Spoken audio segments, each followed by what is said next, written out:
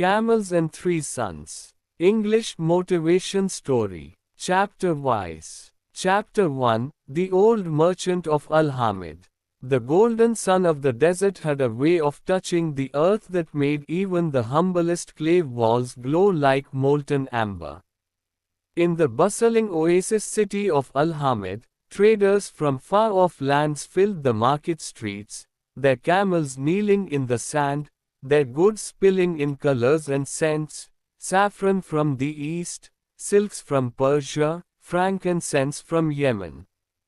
And among all the merchants, none commanded as much respect, admiration, and quiet envy as Sheikh Karim ibn Rashid, the camel merchant. Karim was not merely a seller of camels, he was a master breeder. Each of his animals was the product of generations of careful selection, camels with strong legs, patient temperaments, and eyes as calm as the desert moon. His herd was not vast in number, but rich in quality, and the jewel among his possessions was a herd of 17 camels, each valued more than most men's houses. Karim's home stood at the edge of Al-Hamid, where the desert sands began to roll in endless waves. It was a large but simple dwelling, whitewashed walls, wooden latticed windows, and a courtyard where the scent of dates from the nearby palms hung heavy in the evening air. It was here that Karim lived with his 3 sons. The eldest, Zed, was a man in his late 20s, tall, broad-shouldered, with a proud gaze that often wandered toward the horizon. He had inherited his father's determination but not always his patience. Zed believed that leadership belonged to the eldest, that decisions should be swift, and that hesitation was weakness. The middle son, Farid, was quick with words and quicker with numbers. He had a sharp mind for trade and could calculate a deal's profit in the time it took another man to count his coins. But with his cleverness came a streak of impatience. He wanted solutions instantly, and when problems resisted, frustration followed. The youngest, Amir, was barely 20. He was gentle in voice and manner, more interested in stories and people than in trade routes or bargaining. The desert's beauty enchanted him. He would ride out to watch the sunrise over the dunes and speak with shepherds and strangers. His brothers sometimes mocked his softness, but Karim saw in Amir a heart that understood more than it revealed. Karim's wealth was not just in his camels or his home, but in the respect he had earned over a lifetime. In the marketplace, men listened when he spoke. Disputes often came to him for judgment, for his fairness was as renowned as his business sense. But time is a thief even in the desert, and the years had begun to bend Karim's back and whiten his beard. One summer evening, as the call to prayer faded and the orange sky melted into deep indigo, Karim sat in the courtyard with his sons. The lantern light flickered across their faces. He cleared his throat, a sound that carried weight in the household. "My sons," he began, "a man must prepare for the day when his journey ends. I have built this home, tended this herd, and taught you what I know. But the desert does not stop for any man, and neither will time. My days grow shorter." The brothers fell silent. Though they had noticed his slowing steps and longer rests, they had avoided speaking of it. Karim continued, his voice steady. "When I am gone, my 17 camels must be divided among you, for they are the heart of my wealth. And I have decided on a fair division, each according to his place in the family." Zed straightened, Farid leaned forward, and Amir's eyes darkened with worry.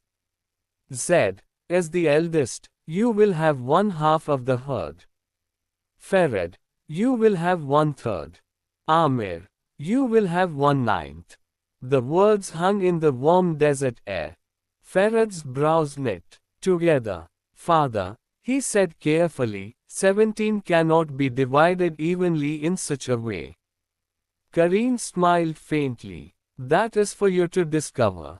The will is written. When I am gone, it will be read, and you will do as it says. Zed frowned but said nothing. Amir looked at his father, wanting to ask why such strange numbers, but the old man's eyes told him this was not the time. Instead, they all sipped their tea in silence as the stars blossomed overhead. That night, as the desert wind whispered through the palms, each son lay awake in his own way, Zed thinking of authority, Ferret calculating numbers in the sand, and Amir wondering what lesson his father was hiding in this mysterious division. Far away from their thoughts, the camels slept peacefully under the moonlight, unaware that they were at the heart of a puzzle that would test the bonds of blood, the sharpness of wit, and the humility of pride. Chapter 2: A Prosperous Life. Morning in Al-Hamid began with the soft murmur of prayer and the distant bleating of goats. The sun had not yet cleared the dunes, but the marketplace was already stirring.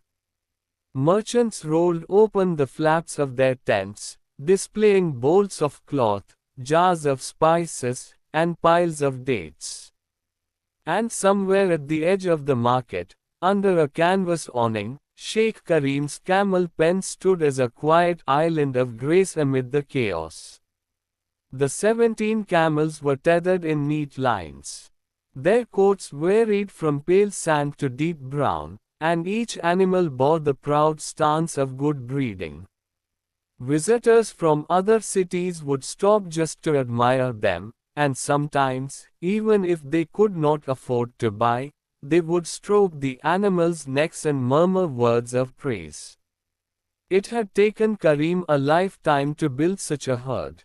When he was a young man, he had started with only 2 camels, gifts from his father. Through years of travel, bargaining, and hard-earned trust among desert tribes, he had expanded his trade routes, ensuring that he always had the healthiest and most reliable animals. His camels had carried caravans safely through storms, delivered goods across hostile terrain, and even saved lives by leading lost travelers back to water. Karim's business was not just about profit, it was about reputation. In Al-Hamid, a man's word was more valuable than gold, and Karim's word was flawless. If he promised a merchant a camel by the start of the harvest, that camel would be ready, well-fed, and strong. If he agreed to deliver spices to the port city of Jabal in 30 days, he would arrive in 28. That reputation had provided a comfortable life for his family. Their house, though simple in design, was large enough for comfort and filled with signs of careful prosperity, polished brass lamps, fine rugs woven in Damascus, and shelves lined with leather-bound scrolls. In the courtyard, a fountain trickled cool water into a stone basin, a luxury in the desert heat. The 3 sons had grown up in this environment of stability and respect. Zed, as the eldest, often accompanied his father on caravan trips. He had learned the trade routes, memorized the wells hidden in the desert, and practiced the art of negotiation with seasoned merchants. But his pride sometimes pushed him to make bold deals before Karim's approval, which led to a few small losses, mistakes his father corrected with a firm but forgiving hand. Fered, the middle son, preferred the marketplace to the open desert. He could read people like a book, spotting hesitation in a buyer's eyes or eagerness in a seller's tone. He was the one who kept track of the accounts, made sure the traders paid on time, and sometimes turned a mediocre sale into a profitable one with just the right words. Yet, his impatience often made him dismiss ideas that required slow effort. Amir, the youngest, rarely engaged in trade directly. Instead, he spent his time with the workers, the camel herders, and the travelers who passed through Al-Hamid. He knew the names of every child in the nearby village, the stories of old caravan guards, and the small legends tied to each well in the desert. His father often told him, "You may not bargain like Farid or command like Zed, but you understand people, Amir. That is a treasure no market can buy." It was in these years of prosperity that the family's bonds deepened. At night, they would gather in the courtyard after dinner. Karim would tell tales, some from his youth, some older than memory. The boys would listen, sometimes interrupting with questions, sometimes debating the morals of the stories. The hum of the desert wind and the sparkle of the stars overhead made these evenings unforgettable. Yet, beneath the comfort, time was quietly at work. Karim's hands began to tremble slightly when he poured tea. His walks to the marketplace took longer. And though he never admitted it outright, his sons noticed how often he sat to rest, even when the day was cool. One spring morning, Karim led his sons to the camel pen. The air was crisp, and the camels stirred lazily, chewing on fodder. He stood before them, leaning slightly on his carved walking stick. 17, he said, almost to himself. 17 is a good number. Each one of these creatures has served me well. But they are more than beasts of burden, they are the living heart of our family's name.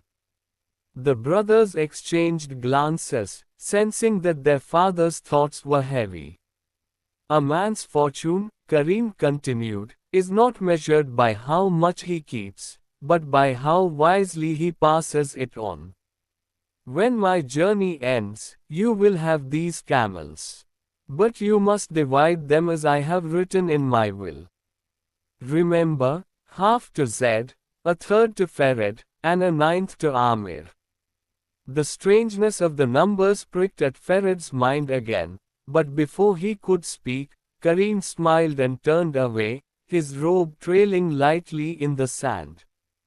In the weeks that followed, life went on as usual. Zed took a caravan north to trade in dates and saffron. Farid managed a profitable deal with a rug merchant from Shiraz. Amir tended to a sick camel and accompanied a group of travelers to the city gates. But each of them, in private moments, thought of the division of 17, a puzzle that made no sense yet refused to leave their thoughts. One evening, as they sat for dinner, a neighbor stopped by to speak with Karim. The neighbor, an older man with a worn turban, asked if Karim would mediate a land dispute between two cousins. Karim agreed without hesitation. It was this role as the voice of reason in Al-Hamid that kept his mind sharp, even as his body slowed. And so, the days moved like the dunes under a steady wind, changing subtly, almost imperceptibly. None of them knew it yet, but this calm would soon be broken. The camels in the pen would no longer be just symbols of wealth and pride, they would become the cause of quarrels, journeys, and an unexpected meeting that would test the very soul of the family. For now, however, the fountain still whispered in the courtyard, the camels still chewed their fodder in the morning light, and Sheikh Karim's household stood as one of the most respected in all of Al-Hamid. Chapter 3, A Father's Last Will. The summer heat came early that year. By mid-morning, the stones of Al-Hamid's streets were already warm enough to sting bare feet, and the market tents drooped under the sun. In the courtyard of his home, Sheikh Karim lay resting on a cushioned bench, his head propped against an embroidered pillow. A silver tray with a half-finished cup of tea sat untouched beside him. It was Amir who first noticed the change. His father's face, usually calm and alert, now seemed drawn, his breath slower, and his hands trembling more than before. Karim's once deep voice had taken on a rasp, and the desert walks he loved were now replaced by long hours indoors. One evening, as the brothers returned from the market, they found Hakim Musa, the town's respected physician, in the courtyard. The old healer was seated close to Karim, feeling his pulse and speaking in a low tone. When Musa left, his expression was grave. Zed stepped forward. "Father, what did he say?" Karim waved a dismissive hand. "Only that I must rest more. But a man cannot rest forever, and the desert does not wait." Farad frowned. "You're not telling us everything." Karim smiled faintly, the lines on his face deepening. "Perhaps. But I have work to finish, and words to leave behind before silence claims me." The next day, Karim called for Hassan the scribe, a trusted friend who had documented contracts and trade deals for the family for decades. The scribe arrived carrying parchment, an inkwell, and a reed pen, his robes smelling faintly of cedar and ink. Karim motioned for his three sons to join him in the study, a room lined with scrolls, maps, and ledgers. The air was cool and quiet, the only sound the faint gurgle of the courtyard fountain through the open window. When the brothers had seated themselves, Karim began. "The desert teaches us that nothing belongs to us forever. We are only caretakers of the land, of our wealth, of our families. It is time for me to set in writing what will be yours when my journey ends." Zed straightened in his seat, Farad leaned forward in curiosity, and Amir's eyes softened with worry. Karim gestured to Hassan. "Write as I speak." The scribe dipped his pen and poised it above the parchment. "In the name of Allah, the most gracious, the most merciful. This is the will of Karim ibn Rashid of Al-Hamid. Upon my death, my 17 camels shall be divided among my 3 sons as follows. To my eldest, Zed, 1/2 of the herd. To my middle son, Farad, 1/3 of the herd. To my youngest, Amir, 1/9 of the herd." The scratching of the pen filled the silence. Zed's eyes gleamed. Half the herd would make him the wealthiest man in the market. Farad tilted his head, running numbers in his mind. Amir's brow furrowed, the numbers refusing to settle neatly. Farad finally spoke. "Father, 1/2 of 17 is 8.5 camels. 1/3 is 5 2/3. 1/9 is 1 8/9. We cannot cut camels into pieces." Karim's lips curled into a small, knowing smile. "No, my son, you cannot. But I trust you will find a way when the time comes." Zed crossed his arms. "Why not make it simple? Give us coins or other goods instead." Karim shook his head. "Because the camels are the heart of this family's honor. Selling them would scatter that heart to strangers. I wish for each of you to inherit not just wealth, but the strength, patience, and endurance of these animals." The scribe finished writing, sand was sprinkled on the parchment to dry the ink, and Karim pressed his seal into the bottom with a firm hand. The rolled document was tied with a cord and placed into a cedar chest in the corner of the study. That night, the brothers spoke quietly in the courtyard after their father had gone to rest. Farad's voice was sharp. "It makes no sense. Why would he give us a division that cannot be made?" Zed shrugged. Perhaps he trusts me to lead and you're two to follow. Amir frowned. Or perhaps he means for us to work together. He's always taught that family unity is worth more than gold. Farad scoffed. Unity doesn't change numbers. Zed smirked. Numbers bend if you know how to use them. You should know that, clever one. They lapsed into silence, each turning the problem over in his own mind. The fountain's soft gurgle was the only sound. In the following weeks, Karim's condition worsened. The heat of summer pressed down on Al-Hamid like a heavy cloak, and even short walks left him winded. The once tireless merchant now spent his days reclining in the shade, wrapped in a light wool blanket despite the warmth. One dawn, as the first call to prayer echoed across the city, Amir found his father seated alone in the courtyard, watching the camels. "They're beautiful this morning," Karim murmured, his eyes fixed on the herd.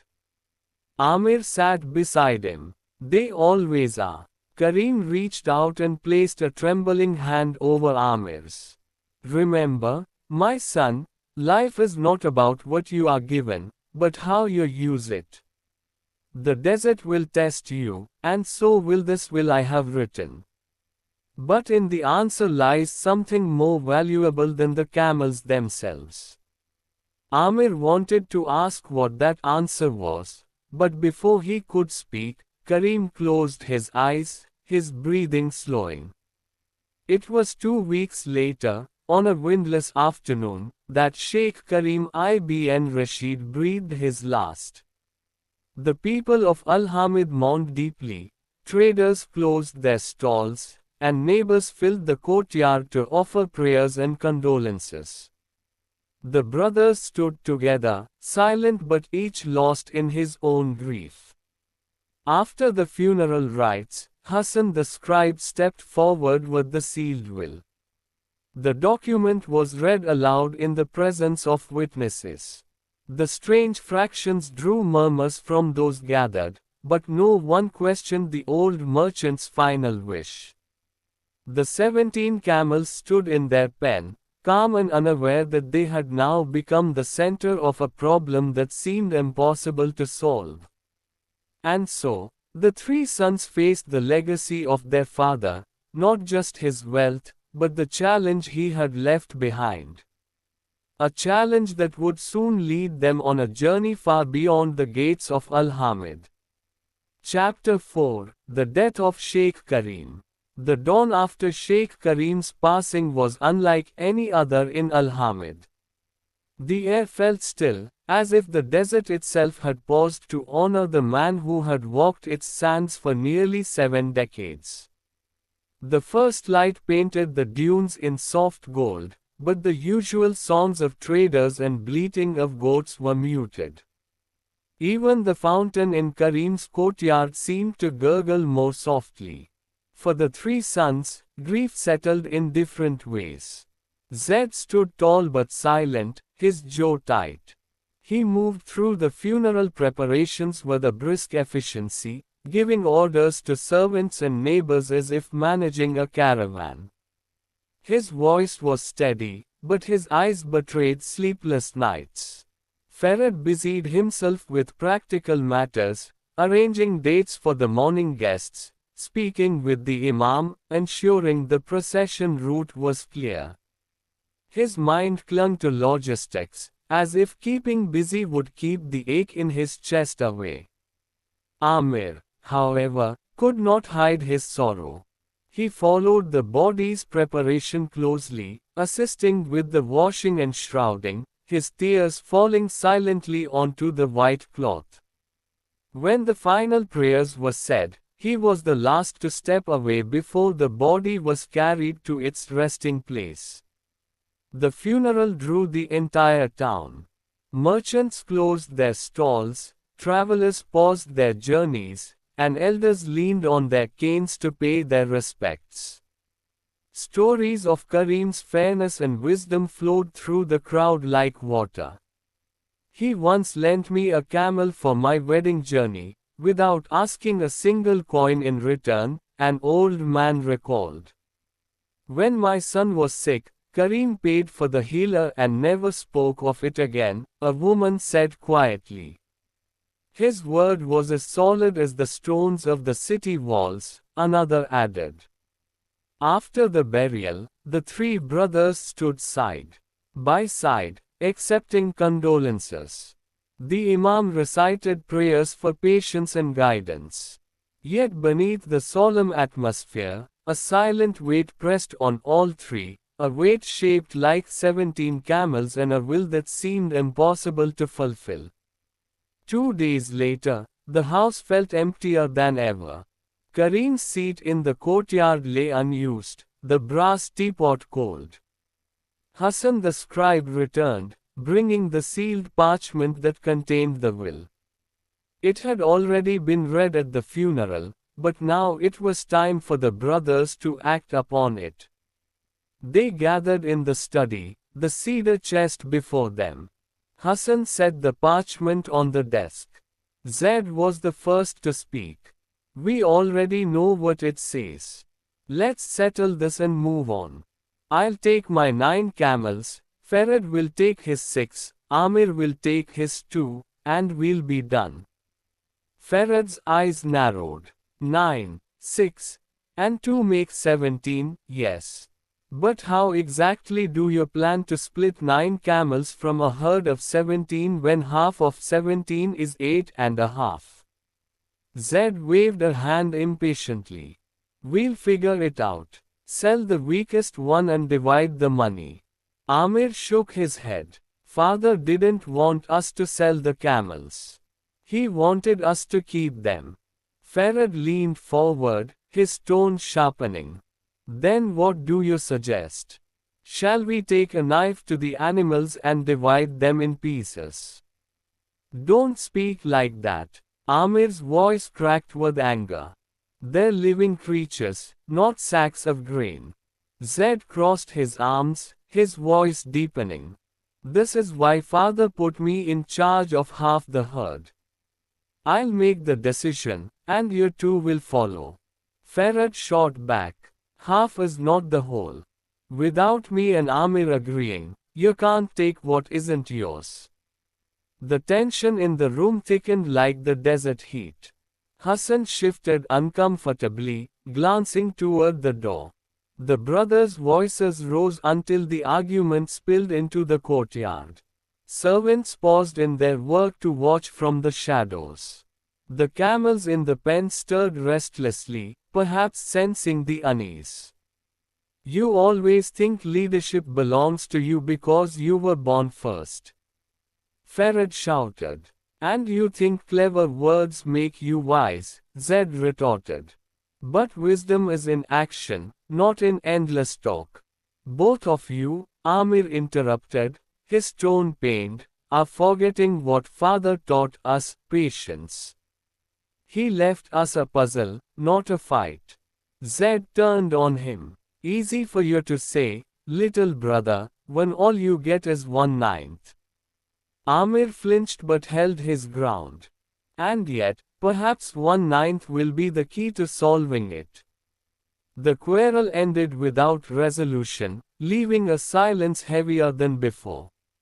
That evening, none of them joined for their usual tea. Zed remained in his room, Farid walked restlessly along the city wall, and Amir sat alone by the camel pen, speaking softly to the animals as the stars emerged. The next morning, Farid suggested bringing in a mathematician from the market to calculate a solution. Zed refused, saying no outsider should meddle in family affairs. Amir suggested seeking advice from Fatima the Wanderer, a wise old woman known for solving disputes in nearby villages. Zed dismissed it as foolish superstition, but Farid hesitated, he had heard of Fatima's cleverness.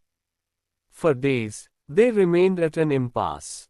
The camels continued their calm chewing, the marketplace bustled as usual, and yet, within Karim's household, the air was thick with stubbornness and pride. One night, Amir dreamt of his father. In the dream, Karim stood at the edge of the desert, the sun rising behind him. He held a rope tied to a single camel. Sometimes, Karim said in the dream, to solve the unsolvable, you must first change the question. Amir woke before dawn, his heart pounding. The dream's meaning was not yet clear, but it whispered to him of an answer that was not in the numbers, but in the approach. The next morning, as the brothers sat in the courtyard in silence, Amir spoke. I think I know what father wanted us to do. But we must go to Fatima the Wanderer. Zed groaned. Not this again. Farad looked between them. And if she can solve it? Zed shrugged. If she can solve it without cutting camels, I'll walk barefoot to the city gates. Amir's lips curved into a faint smile. Then we ride at dawn. And so, the seeds of the journey were planted. A journey that would take them beyond the walls of Al-Hamid, across the golden dunes, to a woman who carried no wealth, no titles, only wisdom.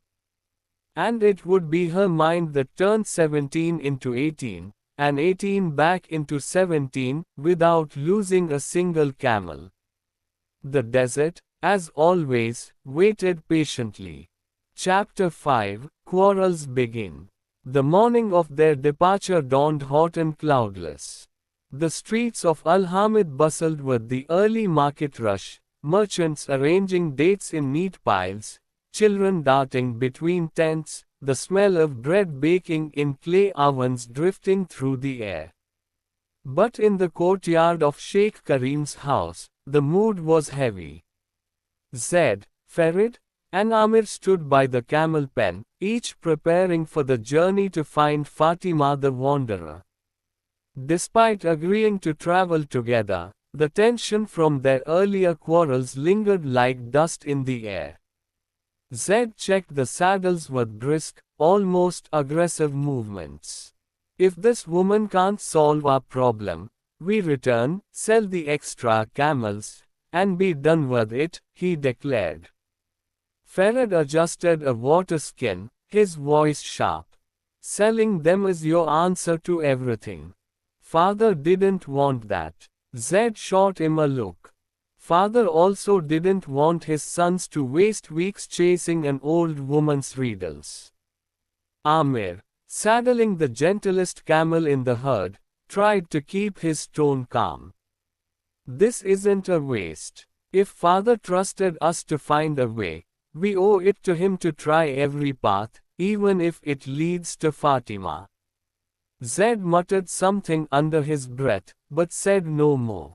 By mid-morning, they left the city gates, each mounted on a camel, with a fourth carrying supplies, water skins, dates, blankets, and a few bundles of trade goods in case they needed bargaining power.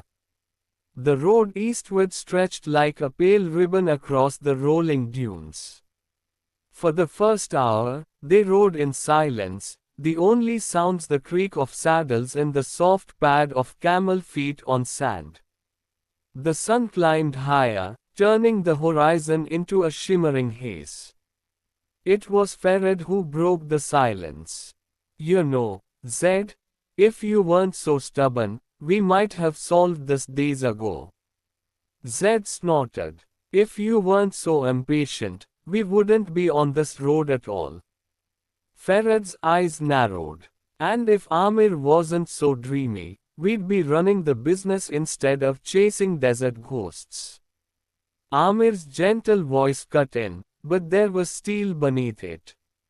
Say what you like about me, but I'm the one who's trying to keep us together. Father's puzzle wasn't about numbers, it was about unity. Can't you see that? Zed turned in his saddle to glare at him. Unity doesn't feed camels or pay merchants.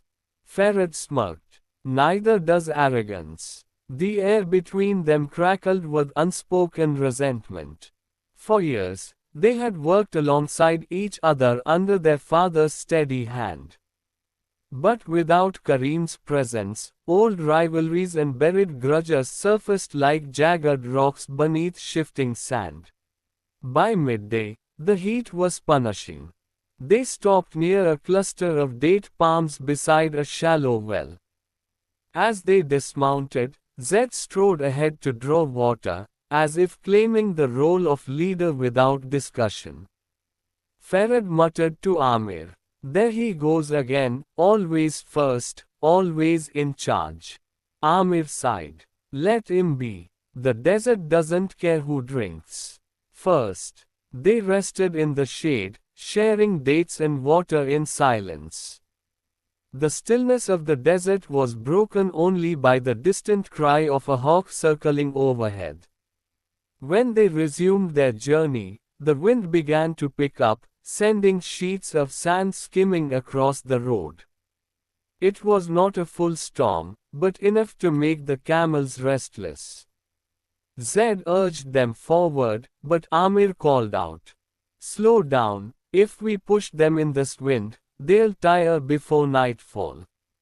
Zed ignored him, clicking his tongue to quicken the pace. Farad's voice rose over the wind. "Listen to him for once. You'll exhaust the herd." Zed wheeled his camel around, anger flashing in his eyes.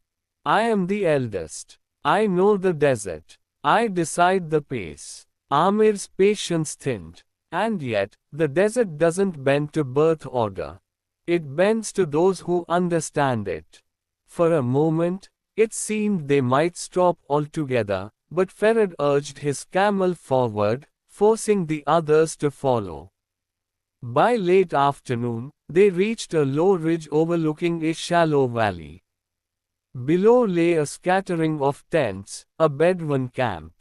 The smell of roasting meat drifted up to meet them, and the distant sound of a drum carried on the wind. They decided to camp nearby, hoping to trade for fresh water in the morning. As they tethered the camels and set their small fire, Farad finally voiced what had been gnawing at him. "When we find Fatima, what then? What if her solution isn't fair?" Zed shrugged. "If it benefits me, I'll take it." Amir shook his head. "And that is exactly why father didn't give you the whole herd. This is not about winning, it's about solving something together." Farad leaned back on his blanket. "Maybe father wanted us to fail. Maybe this was his way of proving we can't work together." Amir's eyes darkened. "Don't say that. Father believed in us." But as the fire crackled between them, the truth was clear: belief was one thing, trust another. And right now, trust was in short supply. That night, Amir could not sleep. He lay staring at the stars, remembering the dream of his father at the desert's edge, holding a single camel. To solve the unsolvable, you must first change the question. The words rolled through his mind like shifting sand. The camels slept nearby, their shapes dark against the pale sand. Amir rose quietly, walking among them. He touched their broad necks, feeling the slow, steady breath of creatures that asked for nothing but care and direction. In their calm, he found a strange comfort. Behind him, Farad stirred on his blanket. "Can't sleep either," he whispered. Amir shook his head. "I keep thinking about father's words." Farad sat up. "I keep thinking about our chances with Fatima. Zed will fight her advice if it doesn't favor him." Amir gave a small, tired smile. "Then maybe we'll have to find a way to make it seem like it does." By dawn, they were back on the road. The arguments had quieted, but not because they were resolved, only because the brothers knew they needed each other to cross the desert. The wind had died, leaving the air clear and sharp. In the distance, the faint outline of rocky hills marked their next waypoint. Somewhere beyond those hills lived Fatima the Wanderer, a woman whose mind had untangled many knots in the lives of others. Whether she could untangle theirs was another matter. But the desert, as always, kept its secrets until the right moment. Chapter 5 The Legacy of the Camels. In the story last chapter, the sun had risen high above the golden dunes, casting long shadows across the small desert town where Omar, Yasin, and Karim had settled after their long and eventful journey. The marketplace was bustling with life, merchants shouting out prices, children weaving between stalls, and travelers resting by the shaded wells. It had been 2 years since the fateful day when they had divided their father's camels in the most unexpected way, with the help of the wise old traveler. What began as a dispute over numbers had grown into a journey of lessons, friendships, and fortunes. The brothers' new lives. Omar, the eldest, now ran one of the largest caravan trading routes between the northern cities and the southern ports. His gift for negotiation and logistics had turned him into a respected merchant, and his camels carried fine silks, spices, and glassware across the desert. Yasin, the middle brother, had built a thriving farm oasis on the outskirts of town. What had started with a few date palms and vegetable plots had expanded into orchards, irrigation channels, and a herd of well-bred camels. His generosity was well known. Travelers often found free shelter and food at his farm. Karim, the youngest, had become an explorer. The old man's words, "The world is larger than the sand you stand on," had stuck with him. He joined caravans, sailed on ships, and visited distant kingdoms, bringing back stories and treasures. His curiosity had made him a bridge between cultures, and his name was spoken with respect in faraway ports. The return of the wise traveler. One warm afternoon, as the brothers were having tea together in Yasin's courtyard, a familiar figure appeared at the gate. It was the wise traveler, his beard a little whiter, his eyes still sparkling with kindness. The brothers rose immediately. "Master," Omar said with joy, "you have returned to us." The old man smiled.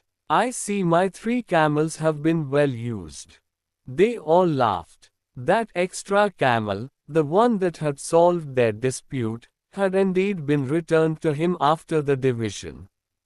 But the lesson had remained with them forever. That fairness often required thinking beyond numbers, and sometimes the solution was not to fight over what was, but to expand what could be.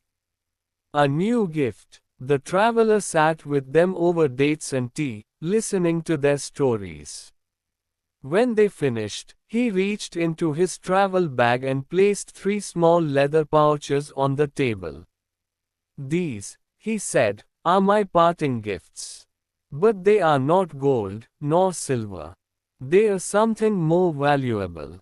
The brothers opened their pouches. Inside each was a single smooth stone, one red, one blue, one green, each engraved with a symbol. "These stones," the old man explained, "are reminders. Omar's red stone stands for wisdom in trade, Yasin's blue stone for patience in nurturing, and Karim's green stone for courage in exploration. You have each followed your path, but remember, a man is richest when he shares his gifts with others." The brothers' decision. That night, the brothers talked long into the night. "Perhaps," Karim suggested, "we should no longer work separately. What if we united our strengths, Omar's trade, Yasin's farming, and my travels, into something greater?" Omar's eyes lit up. "A business that carries goods from faraway lands, stores them in our oasis, and sells them to traders across the desert. Yasin nodded slowly. And we could use part of the profit to build a school for the children here, so they can learn not just to survive, but to thrive.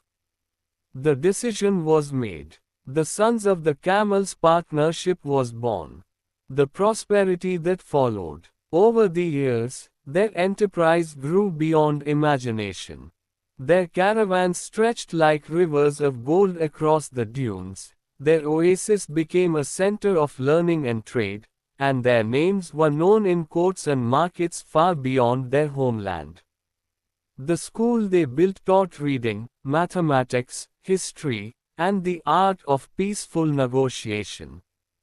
Many who studied there would go on to become wise leaders, merchants, and explorers.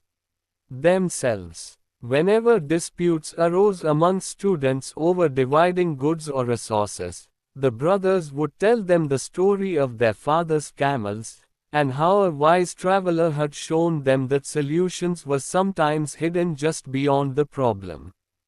The final farewell. One spring morning, word came that the wise traveler had passed away peacefully in a distant village.